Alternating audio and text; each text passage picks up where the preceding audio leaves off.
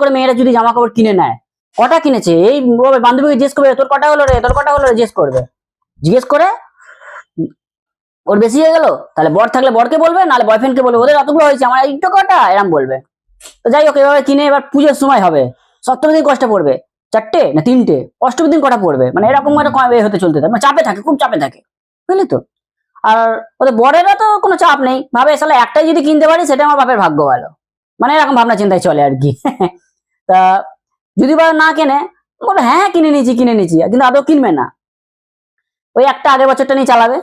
হ্যাঁ সাধারণত কিনে তো না, তাও যদি কেনে বউ চাপে পড়ে, কিন্তু এইভাবে চলে।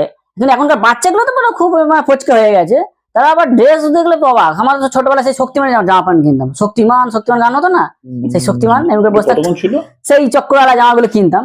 বাবার কাছে ছোটবেলা খুব ঝাড় খেয়েছিলাম, এই একটা সময় কিনে বায়না ধরে সেই লাঠি মাটিতে গড়াগড়ি খেতাম জামা